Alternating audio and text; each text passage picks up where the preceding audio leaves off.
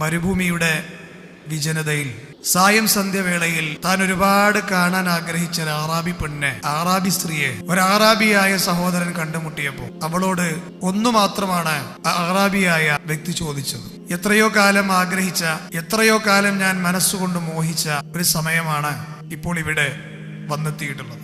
നക്ഷത്രങ്ങൾ മാത്രമാണ് നമ്മെ കണ്ടുകൊണ്ടിരിക്കുന്നത്.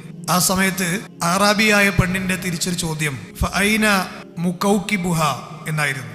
ആ നക്ഷത്രത്തെ സൃഷ്ടിച്ചവനായ അള്ളാഹു എവിടെ എന്ന സ്ത്രീ ചോദിച്ചു എന്നാണ്. ഇതിന്റെ അർത്ഥം എന്താണ്? അള്ളാഹു സുബ്ഹാനഹു വ തആല എല്ലാ രംഗത്തും നമ്മളെ നിരീക്ഷിച്ചു കൊണ്ടിരിക്കുന്നു എന്നാണ് അതിന്റെ അർത്ഥം.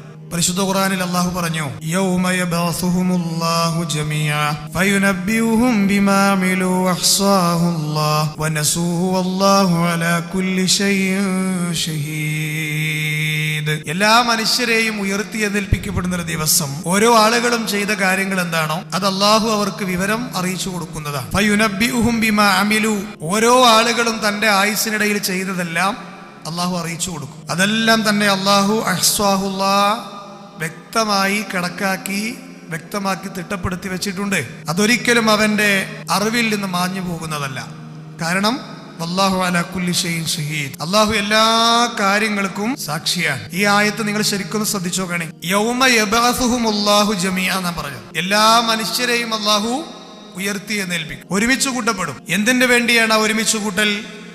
ഫയുനബ്ബിഉഹും ബിമാ അമിലു, ഓരോ ആളുകളും ചെയ്ത കാര്യങ്ങൾ എന്താണോ അത് അവരെ വിവരം അറിയിക്കാനാണ് ഒരുമിച്ച് കൂട്ടുന്നത്. അഹ്സാഹുല്ലാഹ്, അല്ലാഹു അതെല്ലാം വ്യക്തമായി ക്ലിത്തപ്പെടുത്തി വെച്ചിട്ടുണ്ട്. അപ്പൊ നമ്മള് ഒരാളുടെ കാര്യം മാത്രം 24 മണിക്കൂർ മാത്രം നമ്മളോടൊന്ന് നോക്കി അവനെ ഒന്ന് വീക്ഷിക്കാൻ പറഞ്ഞാൽ അവന്റെ എന്തെല്ലാം നമുക്ക് വീക്ഷിക്കാൻ പറ്റും, എന്തെല്ലാം നമ്മൾക്ക് വിട്ട് കളയേണ്ടി വരും. അള്ളാഹുവിന്റെ വീക്ഷിക്കൽ എന്ന് പറയുന്നത് കണ്ണിന്റെ വഞ്ചനാ നോട്ടം വരെ അള്ളാഹ് വീക്ഷിക്കുന്നുണ്ടെന്നാണ്. മനസ്സിന്റെ ചിന്താതരംഗങ്ങൾ വരെ അള്ളാഹു വീക്ഷിക്കുന്നുണ്ടെന്നാണ്. യഅലമു ഖായിനത്തുൽ അയുൻ വമാ തുഖ്ഫി സുദൂർ, നിങ്ങളുടെ കണ്ണിന്റെ വഞ്ചനാ നോട്ടവും അതുപോലെ തന്നെ നിങ്ങളുടെ മനസ്സിന്റെ ചിന്താതരംഗങ്ങളും അള്ളാഹു വ്യക്തമായി അറിയുന്നു എന്നാണ്. ഒന്നും തന്നെ വിട്ടുപോകാതെ വ്യക്തമായി എല്ലാം അള്ളാഹു എന്നിട്ട് നമ്മളോട് പറയാണ് വനസൂഹു, ഒരുപക്ഷെ നിങ്ങൾ പലതും മറന്നുപോയിട്ടുണ്ടാവും. ഇപ്പൊ വയസ്സ് 60-ആയി, 70-ആയി, 50-ആയി, 40-ആയി, 30-ആയി, അതിന്റെ താഴെയും മേലെയൊക്കെയായി.